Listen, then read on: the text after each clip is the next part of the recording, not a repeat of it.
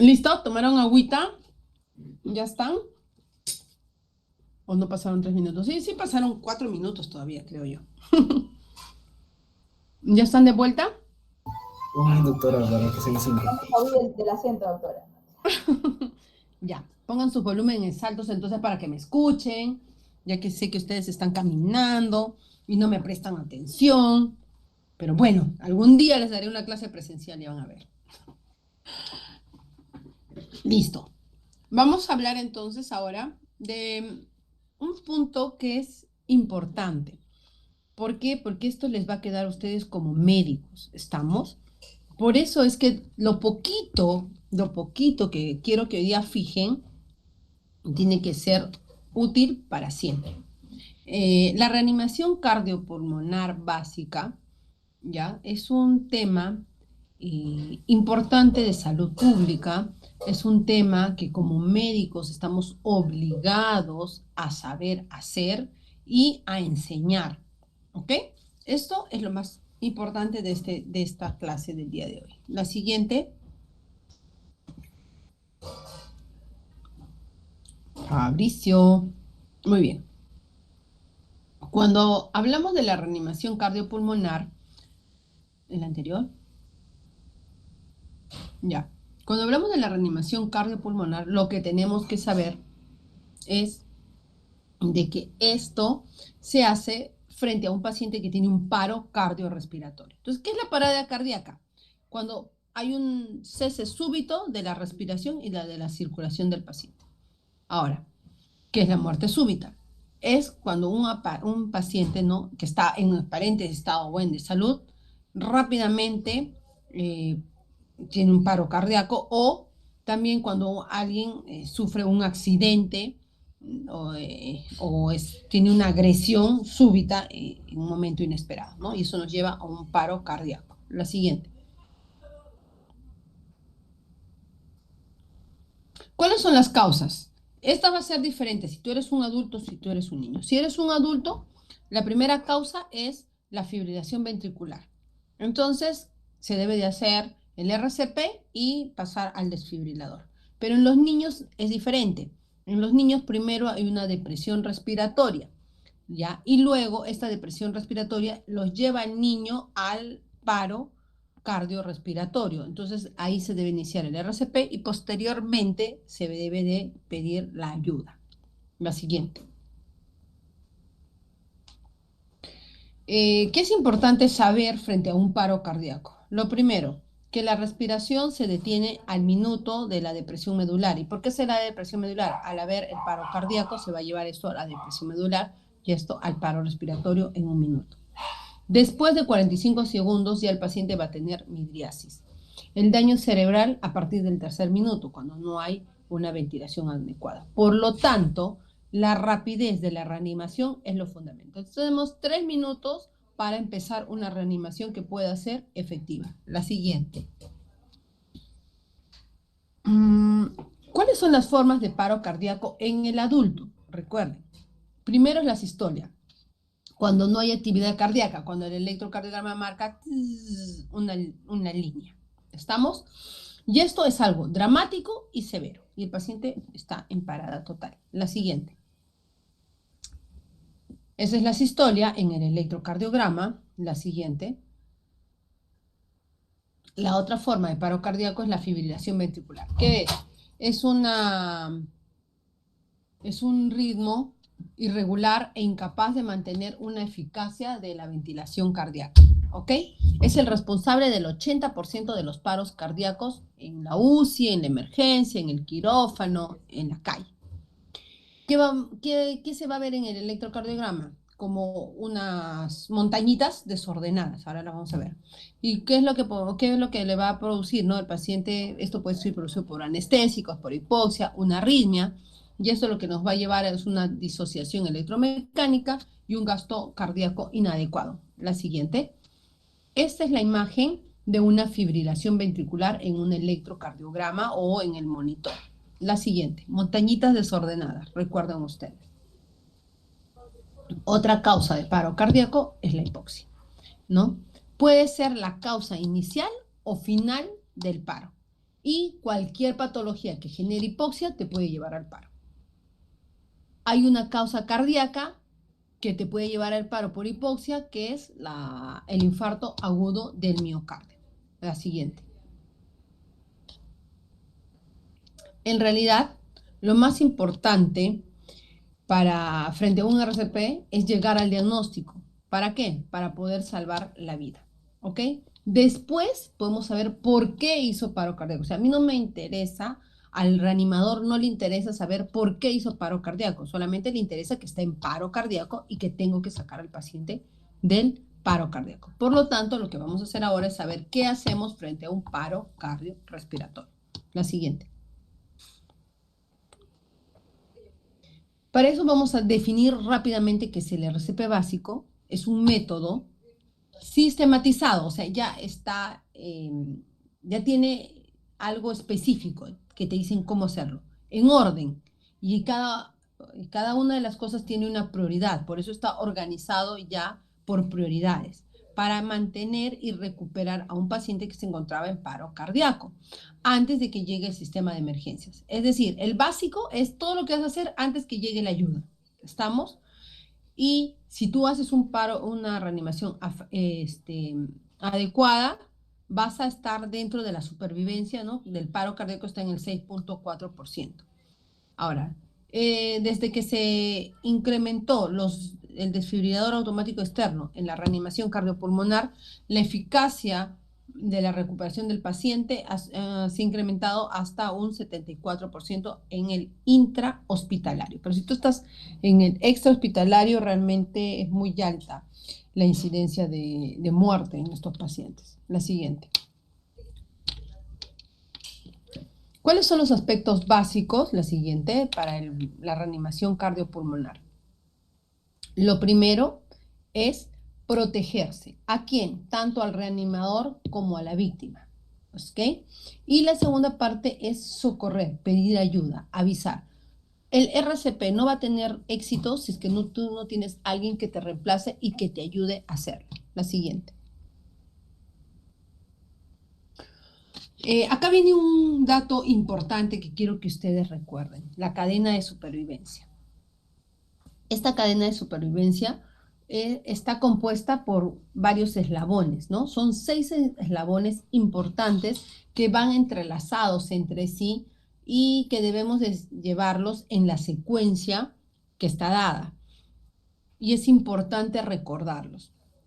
En la reanimación cardiopulmonar y la cadena de supervivencia empieza con el primer eslabón, que es activar el sistema de emergencia, es decir, pedir ayuda. Recordemos, si ustedes no piden ayuda, en vano iniciamos un RCP.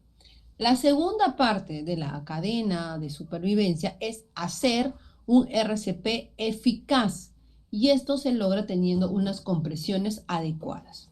La tercera parte es conocer el uso del DEA y activarlo. Lo cuarto ya es, si has podido llegar como rescatador hasta el RCP básico, que es el uso del DEA, va a llegar el sistema de emergencia que activaste tú con la primera cadena del eslabón de la supervivencia, que es el soporte básico, avanzado y efectivo. Esto hace que el éxito de la reanimación progrese y es un paciente que va a necesitar cuidados por reanimación cardiopulmonar. Y si todo sigue en éxito, pues vamos a poder ver la reanimación, la recuperación de nuestro paciente. Esa es la cadena de supervivencia frente a un paro cardiorrespiratorio. La siguiente. Muy bien, entonces vamos a empezar con los pasos para lo que es la reanimación cardiopulmonar. Hasta aquí, ¿tienen alguna duda, pregunta antes de explicarles el RCP básico?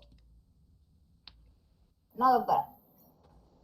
Bien, entonces ya sabemos que va a ser un paciente que no tiene pulso o que ese pulso es tan caótico como unas montañas desordenadas que no lo vamos a poder ver o lo tocamos y cuando estamos palpando a nuestro paciente haciendo la inspección, vemos que es un pulso muy acelerado pero que no te permite bombear adecuadamente al corazón ni que haya una circulación adecuada. ¿Estamos hasta ahí?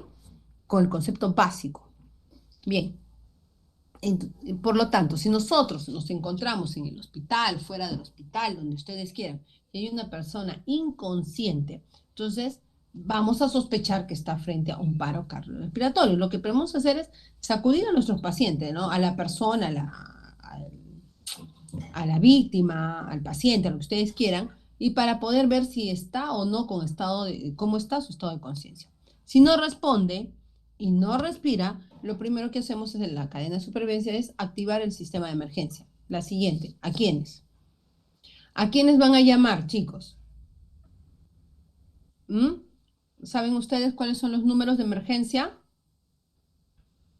Ah, los que ya han rotado ya lo saben. ¿Cuáles son los números de emergencia? Fabricio, ya has rotado, ya si no me respondes. 106 o 116, doctora. Muy bien. Ya no solo tiene el número de la enamorada Fabricio, ahora ya tiene también el 106 grabado en su celular. Bien, entonces ya hemos pedido ayuda, hemos gritado y ahora lo que vamos a hacer nosotros es explorar el estado de conciencia del paciente. ¿Estamos? Entonces vemos si el paciente respira, ¿no? ¿Y cómo lo podemos ver? Sintiendo si el paciente exhala, ¿no? Viendo si hay movimiento del tórax, viendo la coloración de nuestro paciente. Entonces, una vez que nosotros ya hemos explorado la conciencia y la respiración, la siguiente, comprobamos, ya con eso hemos hecho el diagnóstico del paro respiratorio y pasamos a buscar el paro cardíaco. Entonces, buscamos si el paciente tiene o no pulso carotídeo. ¿Estamos? Entonces, buscamos porque es un vaso sanguíneo grande, de fácil acceso y nos permite saber si el paciente tiene pulso. Si el paciente no tiene pulso, hacemos el diagnóstico de paro cardiorrespiratorio. La siguiente.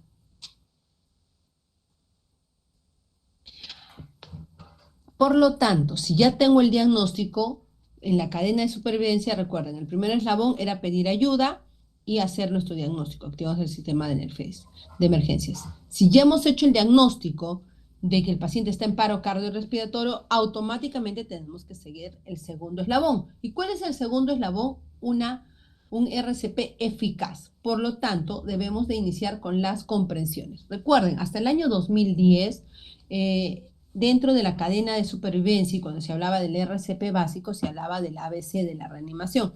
A partir del 2010, esto cambia con el CAB de la reanimación. Entonces, lo primero que se hace en el rescate son las compresiones torácicas, ¿sí? Cuando hagamos la práctica, igual se los voy a volver a explicar, pero ahora les pregunto yo a ustedes, ¿por qué empiezo con las compresiones torácicas y no con la ventilación? ¿Quién me responde?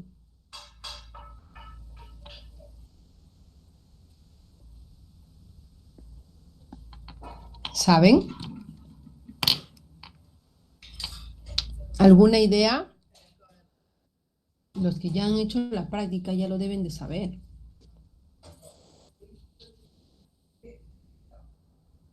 Por la parada cardiorrespiratoria que es inmediata, doctora, y primero hay que solucionar ese problema. Ya. ¿Alguien más? ¿Otra idea? Doctora, para empezar con un masaje cardíaco inmediato, o sea, poder estimular la conductividad del corazón al generarle compresiones y ya después ya podría optar por la vía respiratoria, ¿no? Pero, o sea, tal vez por la emergencia en sí de estimular el corazón con las contracciones, lo más pronto posible. Ya. Estamos bien con la idea, chicos. A ver. Doctora, disculpe, Sí. creo que de nada me serviría reanimar primero la función respiratoria si no tengo al corazón bombeando para que pueda funcionar bien también la circulación pulmonar, ¿no? Esa es la respuesta. A ver, si ustedes ahorita les digo, dejen de respirar por 10, 15 segundos, ¿ya? Si no respiran, su corazón, ¿qué está haciendo? Lo que nos ha hecho Flavia, sigue bombeando.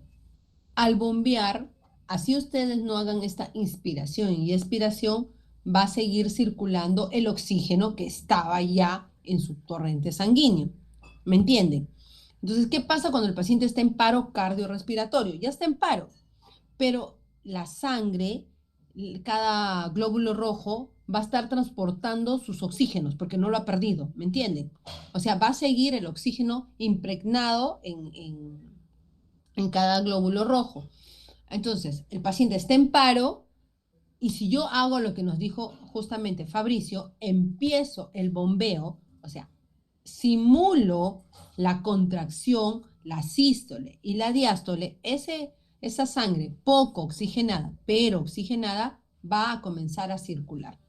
Al circular, los órganos que estaban sin oxígeno van a comenzar a recibir un oxígeno, pobre, pero oxígeno de todos modos.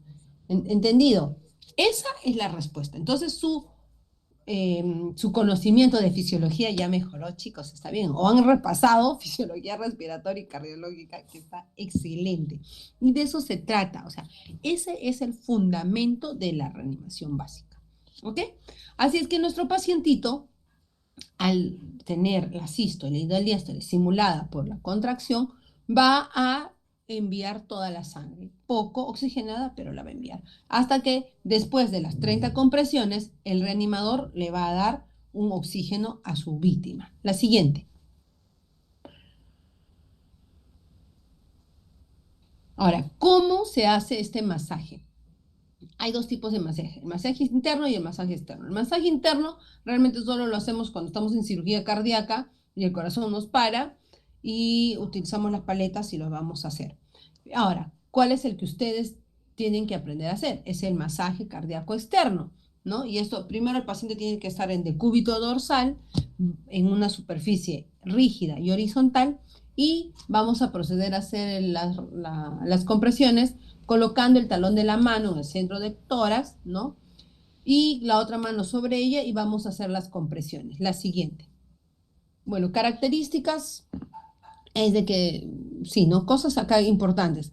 Utilizar el peso de nuestro cuerpo, mantener la espalda recta, arrodillarse cerca a la víctima, los brazos tienen que estar rectos y el talón de la mano debe estar sobre el esternón. La siguiente.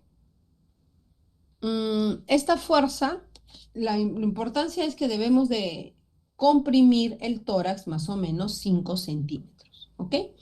Y esto hace que el corazón choque contra la columna y simule la sístole y la diástole. Más o menos la fuerza con la que se debe de comprimir al paciente es entre 30 y 45 kilopascales, dice la literatura. ¿Y a qué frecuencia? Perdón, entre 100 y 120 compresiones en un minuto. ¿Cómo es la relación de contracción-respiración? 30 compresiones, 2 ventilaciones.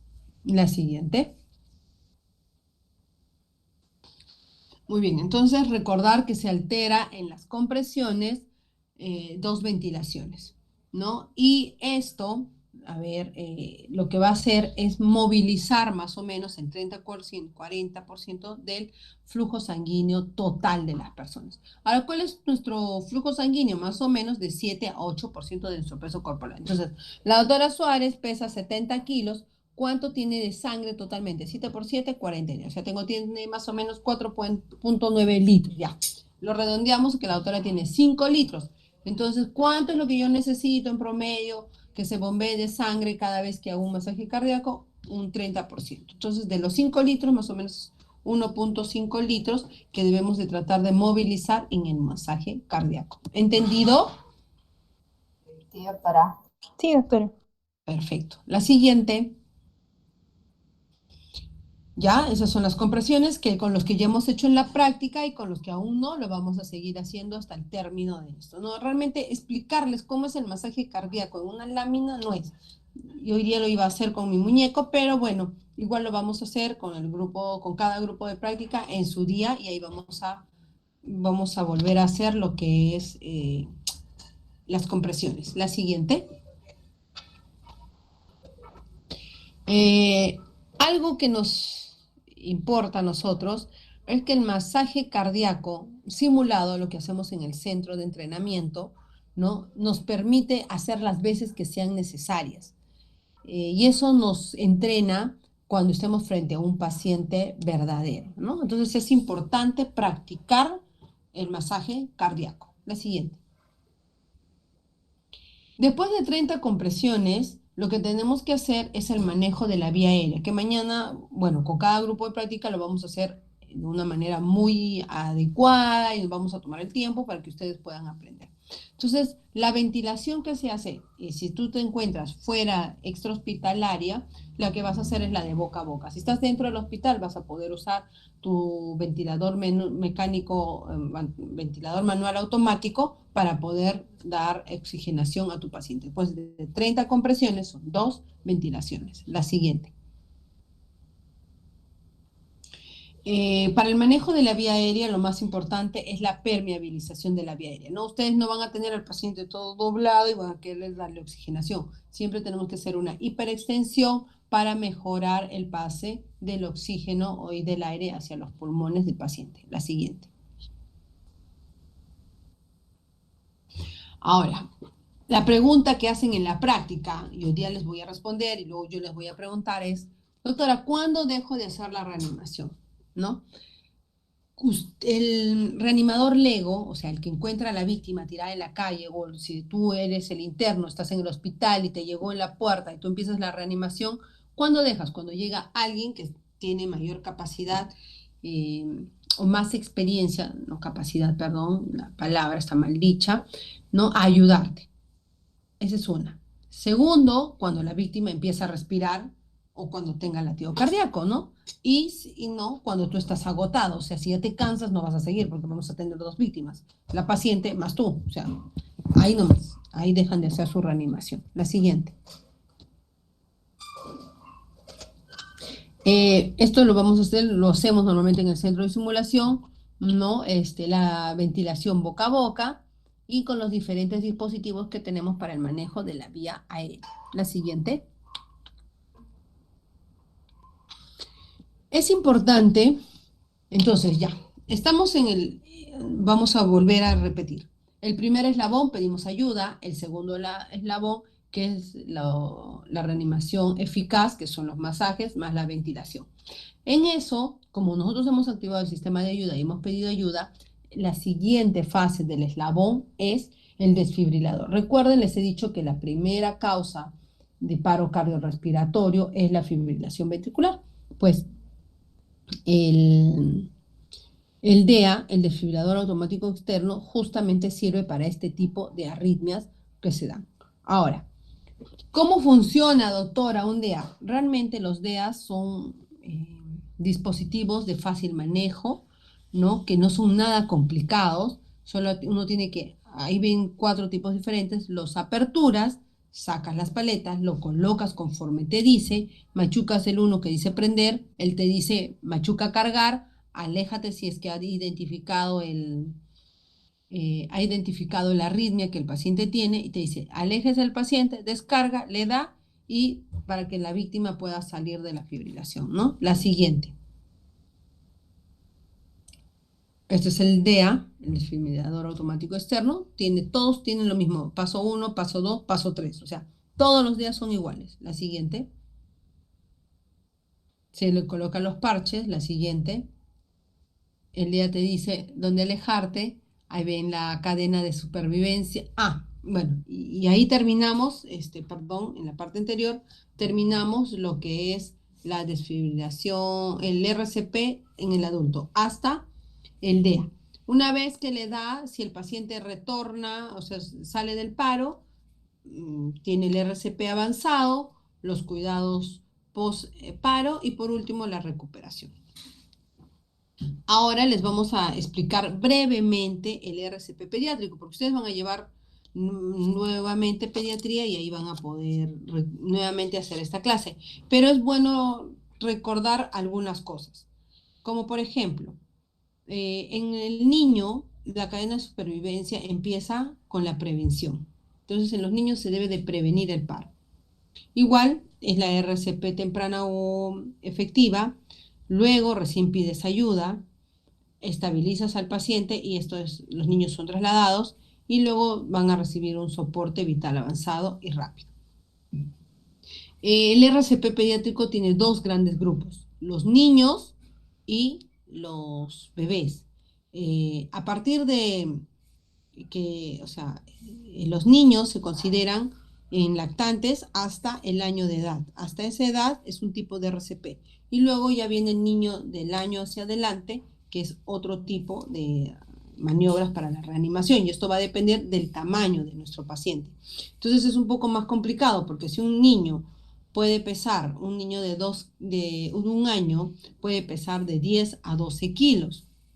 Entonces es un tipo de manejo, pero si es un niño con desnutrición que apenas pesa 7 kilos, es otro tipo de manejo. Por eso es que es un poquito complicado en este momento que yo les dé todos los alcances, pero en líneas generales sí se los puedo comentar. La siguiente. Entonces, como les mencioné, es diferente el RCP del niño, del lactante, ¿no?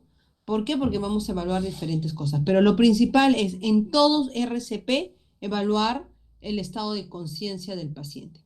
Segundo, ver si el niño está en apnea, en paro respiratorio o está con una respiración agónica.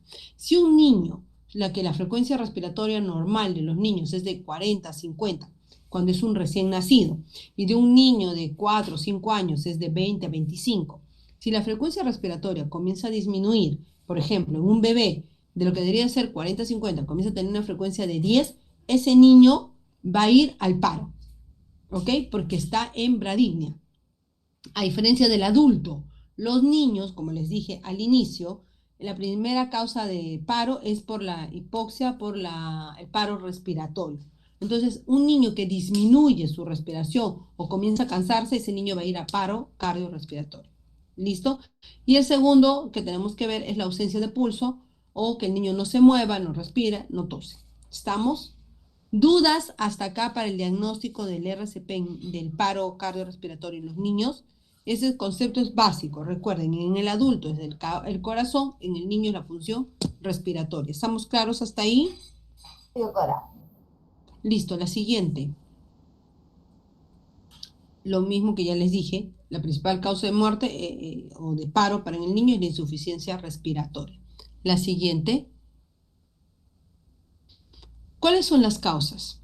Si es un lactante, o sea, un bebé pequeño, las primeras causas es la muerte súbita, malformaciones congénitas, prematuridad y enfermedades respiratorias agudas. En el niño, en el lactante, la neumonía mata. ¿Ok? El resfriado puede matar.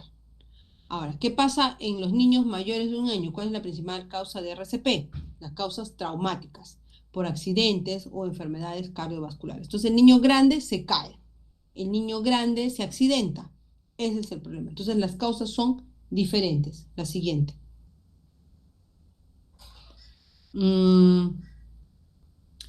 Algo que tenemos que recordar en los niños es que si el tórax se expande, significa que no hay obstrucción de la vía respiratoria. ¿Por qué les digo esto? Porque los niños se tragan cosas y eso produce obstrucción de la vía aérea.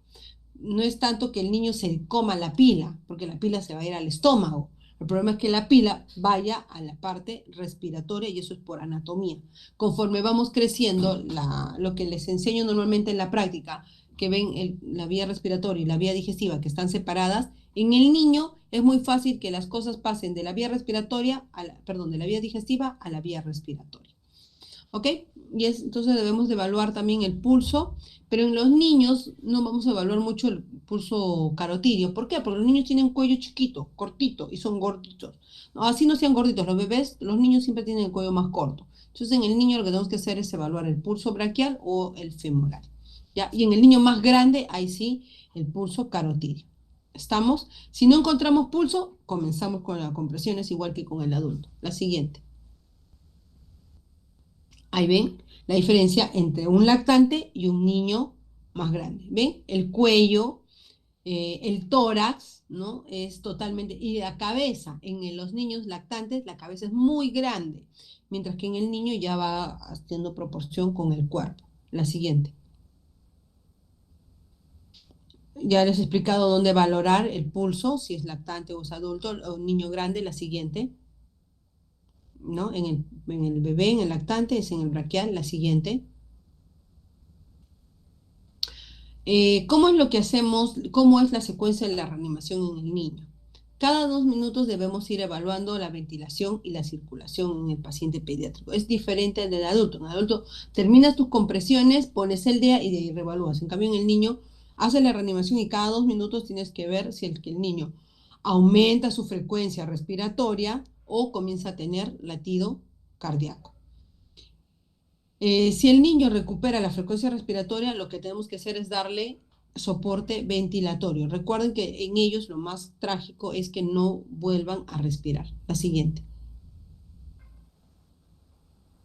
¿Cómo es la ventilación en el niño? Se da 5 ventilaciones de rescate porque la frecuencia respiratoria del niño es más que la del adulto. Los adultos respiramos 14, los niños respiran 50 a 60. La siguiente. ¿Cómo son las compresiones torácicas? Como les dije, va a variar si es un lactante o un niño grande. Si es un niño grande, va a depender si es un niño de 2, 3 años o es un niño de 10 a 12 años. Entonces, si tu torso de tu mano ocupa todo el tórax, pues no vamos a usar el dorso de la mano. Lo que vamos a usar solamente son 2 dedos, el índice y el medio para hacer las compresiones cardíacas. ¿Estamos? La siguiente. ¿Qué pasa con el lactante, el niño pequeño? El niño pequeño entra totalmente en nuestro brazo, no lo vamos a poner en el piso porque la cabeza es muy grande. Entonces al niño se le coge totalmente en el brazo y nuestro brazo sirve de soporte y de ahí con los 2 dedos, igual el índice y el medio, comenzamos a hacer el masaje cardíaco. La siguiente. Doctora, ¿en el niño se usa desfibrilador? Sí, sí se puede usar el desfibrilador. Los desfibriladores tienen sus palas pediátricas, igual le colocas y el desfibrilador te va a hacer el diagnóstico y te va a ver si el paciente o no necesita la desfibrilación. La siguiente. Pero sí hay una peculiaridad. Si es un niño, va a variar la descarga eléctrica, ¿no? En los niños menores de 8 años se puede usar descargas entre 50 y 75 joules, mientras que en los niños mayores de 8 años ya se puede usar incluso el desfibrilador del adulto con 150 joules, ¿no? Y esto va a depender mucho del peso también del paciente. La siguiente. Esa es la manera de colocar las paletas. El desfibrilador te dice dónde debes de colocarlas. La siguiente. ¿No? Generalmente los electrodos en los niños y en los bebés son 2, igual que en el adulto, pero va uno en el dorso y el otro va en la espalda. Mientras que en el adulto ambos van en el dorso nada más. La siguiente. Estos son los números que nos dijo Fabricio. Nunca debemos de olvidar los números de emergencia, el SAMU el 106 y de los bomberos el 116. La siguiente. Bien. Chicos, preguntas, dudas. ¿Entendieron algo? ¿No entendieron nada? Todo bien comprendido, doctora. ¿Alguna pregunta? Sí, doctora, yo tengo una consulta. Si, por ejemplo, en el paciente adulto, ¿no? Yo veo, estoy ya dentro del hospital, tengo un equipo de médicos que me está ayudando a hacer la reanimación y veo que es un paciente que tiene bastante probabilidad de supervivencia, ¿no? Y que se le puede dar buena calidad de vida. ¿Hasta qué más o menos tiempo puedo hacerle las compresiones o ya sé que yo ya tengo que dejar a ese paciente porque no va a salir del paro? En el intrahospitalario, ya, cuando tú estás dentro de del hospital y el diagnóstico se ha hecho también dentro del hospital, entonces que pudo cerciorarse del paro va a ser generalmente un médico o una enfermera. Entonces las maniobras empiezan. Recuerden que después de 10 minutos, si la calidad del RCP no ha sido adecuada, va a haber lesión cerebral. Y ese paciente va a tener ya un déficit neurológico. ¿Ok? Pero si tú has empezado las compresiones con calidad, has hecho el DEA, el paciente está intubado y estás asegurado ¿cómo se llama? Tu oxigenación todo el tiempo, ese paciente tú no vas a parar en la reanimación, ¿no? Hasta que el equipo diga que ya el paciente, o sea, no haya una recuperación de la frecuencia cardíaca. Normalmente en los hospitales hacemos de 20 a 30 minutos la reanimación, si es que tú has identificado el paro en el momento. Pero si ya te traen un paciente externo, a veces no continuamos, ¿no? Porque ya te dicen, paciente que está haciéndose la reanimación más de 30 minutos, pero los reanimadores son personas legos, entonces ya la calidad de la compresión no vas a poder dar fe de ello. Entonces ya lo declaras pues como muerto a veces a tu pacientito. Además, si hacemos otras evaluaciones, evaluamos la midriasis, vemos la coloración, si ya empieza a haber signos de muerte, entonces ya vas evaluando otras cosas en el paciente. ¿Estamos? Sí, ¿Respondida la doctora. pregunta? Sí, muchas gracias. Ya, Flavia. ¿Alguna otra pregunta, chicos? No, doctora. ¿Todo claro entonces? Doctora. Bien. Sí, Sí, doctora, todo bien. bien. Entonces el día de mañana con mi grupo ya vamos a vamos a hacer las prácticas. Igual con los demás grupos, cuando nos toque, vamos a seguir haciendo tanto el RCP como el manejo de la vía aérea. Si no tienen ninguna otra pregunta de ninguno de los dos temas, estoy acá para poder contestarles. Nada. Entonces los dejo libres en lo que les queda de la tardecita. Ah, dime, María Fernanda. No te escuché. No te vi tu manito. Dime. Escucho. María Fernanda.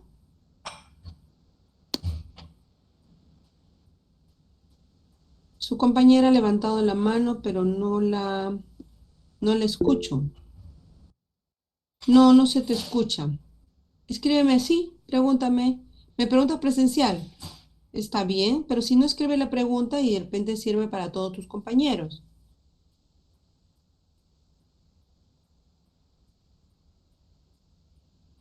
Bueno, entonces María Fernanda me va a preguntar en la parte presencial. No le quiere poner la pregunta. Bien, chicos. ¿Nadie más tiene ninguna duda? No, doctora. Bien, entonces espero que hayan aprendido, que me hayan entendido, aunque sea un poquitito, y ya nos estamos viendo en la práctica. ¿Estamos? Ok, doctora. Muchas Sí, gracias. doctora. Muchas gracias, doctora. Sí, Hasta luego, doctora, doctora, muchas bendiciones. gracias. Hasta Hasta luego. Gracias, luego. doctora.